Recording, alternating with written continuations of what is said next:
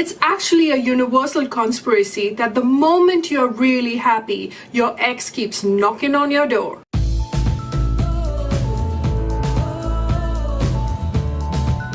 Hello everyone and welcome back to my channel. So today we are going to have some real talk one-on-one. I had a message the other day on Snapchat from a very young friend of mine, and I'm not going to mention her name, but girl, I know you're watching me, so this one is for you.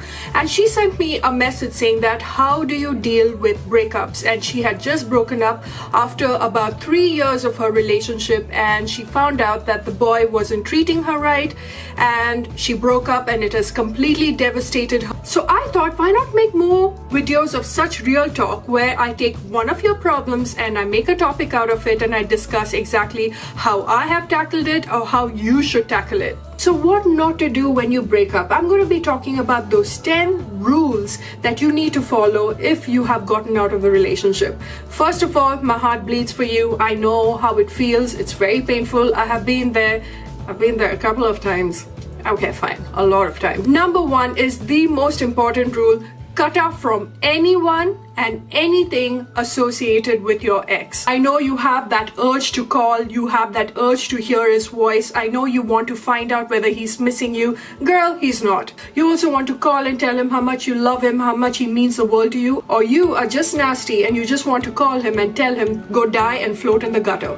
Whatever it is, please do not do that. Just cut off from him. Cut off all ties. Cut off association with his friends. And I know you all are friends. You used to do everything together, watch movies together, bowling alley together, take trips together. But trust me, if they really are your well-wishers, they would understand why you are taking a back seat. It is only because you need your time to recover.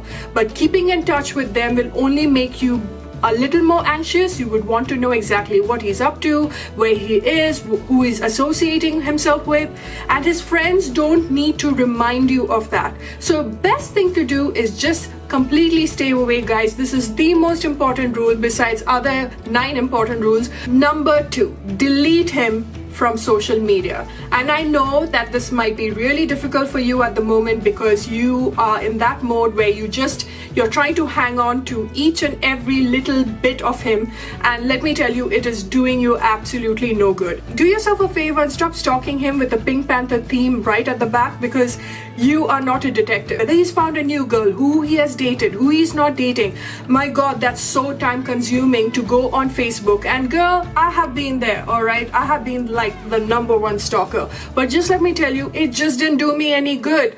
I came across as a complete psycho, going from one profile to another profile, finding out what he's doing, finding out through his friends what my ex was doing, and it was so tedious till the time I was like, you know what, I don't need this, and I cut him off from my social media. Stop seeing all his pictures, or stop going through other tagged pictures where he's tagged or what events he's going to. Oh my god, you just don't need that, girl. You just need to move on at the moment. Number 3, don't put yourself in the friend zone, okay?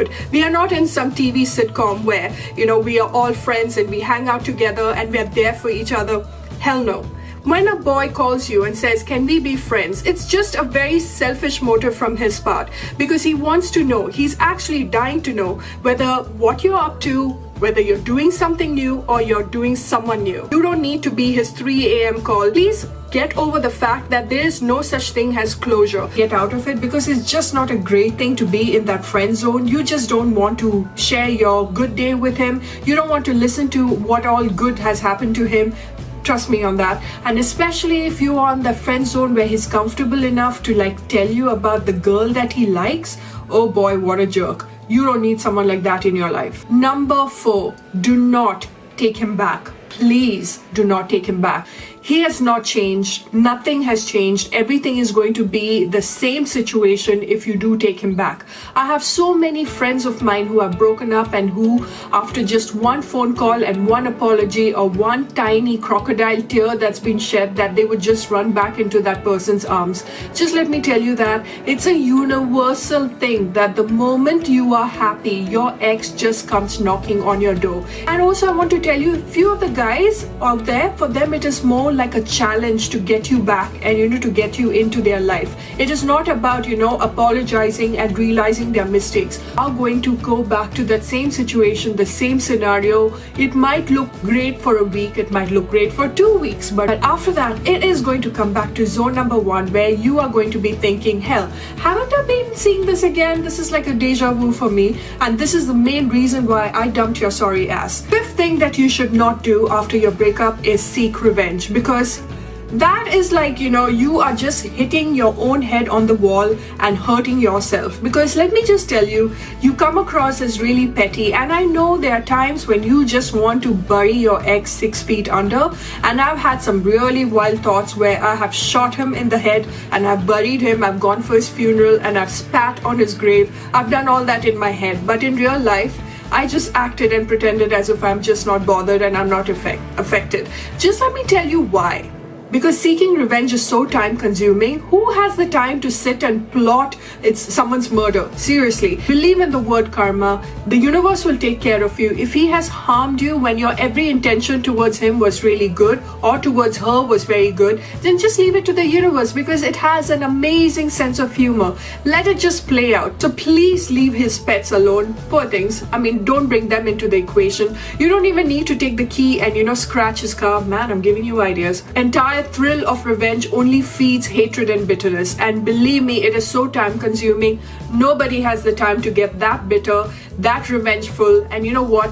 Life moves on. The next thing what you must not do is pretend that you are absolutely fine, because you are not, and it is okay for you to cry. Good friends you can reach out to who will understand you, who will hear you out. It is also very important for you to cry, because trying to be brave and trying to be okay, oh, you know what, I'm going to the nightclub, and for social media trying to show that you're completely fine, that is so childish. Take your time. It is okay. There is nothing wrong in having your ex know that you are not doing okay. And just let me tell you something about it. When it comes to breakup, who is really the strongest? The person who actually takes its time to moan and heal. That person tends to just one fine day get up, and there's this thing in their brain that just switches off from their ex, and they are ready to move on.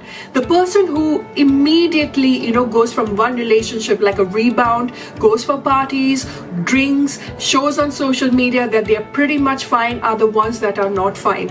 Because bottling everything up is just going to make you do something so stupid.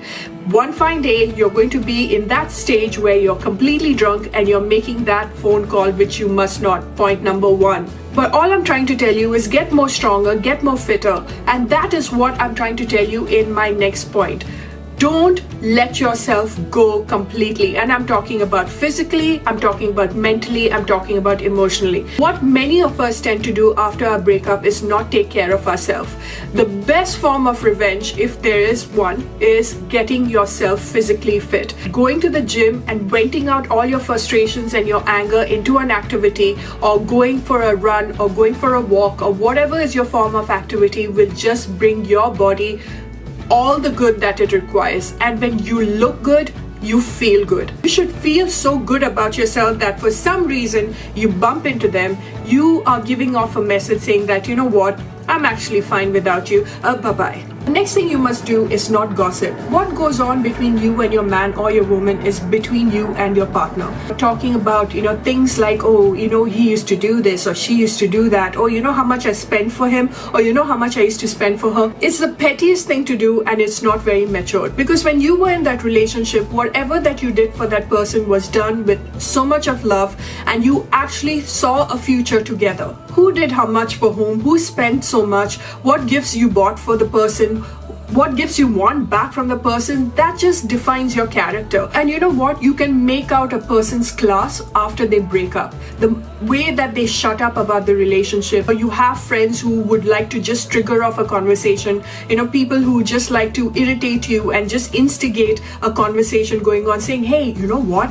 You remember the time? No. Just say, yeah, I do remember, but I just don't want to talk about it. It's a closed chapter right now. The next step is to get busy, and I'm not talking between the sheets. I'm talking about doing something for yourself. Either it's a new job that you want to get that new haircut, like I mentioned before, getting physically fit, doing something that is a little more adventurous and something that you have delayed or put off while you were in a relationship. See, whether it is, getting a new hobby or you are traveling. Sometimes travel just helps you broaden your horizon, and something about keeping yourself busy and keeping yourself involved in something and going with the flow just takes you away from that very sad situation, that perpetual cloud that is over your head that only rains on top of you. It's best to just get your mind going and doing something, an activity that will just make you feel better and move on. Now, this is for my friends who have done some really stupid things after breaking up, and that is doing some really drastic change, either just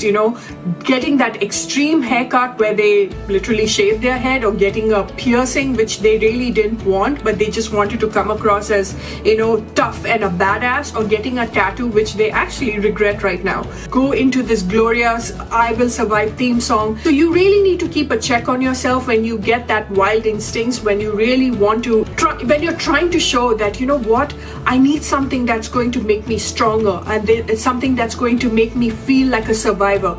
Girl, you're not in an episode of Man vs. Wild. There is no survival moment. It is just a bloody breakup. You will get over it. And you know what? The worst tattoo of all are the ones that has your ex's name on it. Oh my lord. First of all, stop doing that while you're in a relationship. So please don't do that while you're out of it. And the only last point I have to make right now, which might be a little dicey, where it would shock you a little bit, that is forgive him. And I know you're right now sitting there like, what? The hate is first of all a very strong word, but that kind of a hate is not going to do any good to your soul or to your well-being. When you are in a position or in a situation where you feel you're a little bit better, you feel like you're okay, you could just close your eyes, pray to whoever that you believe in, and say, you know what, I forgive you, I forgive myself, I forgive the situation that I'm in. And with resentment, what really happens is the next relationship that you're in, you will always find a reason to fight with that person. You will always be reminded of your ex, because you will be like, you know what, my ex used to do this, you know what, this one used to do that. No, that is such a bad way of starting a relationship. A person who hates their ex so much is a person who has not moved on, no matter whether the person is married to someone else or they have their own family. But the moment when they hear their ex's name and they go like, oh my god, that idiot, that means they have not moved on. Trust me, a person who has moved on would be like, who, what, where? So just stay positive, keep your chin high, delete those phone numbers. Please don't get drunk and call them, because that's the last thing that you need. And yeah, if you still need someone to talk to, you know where to find me. So until our next real talk, I shall see you very soon. Bye bye.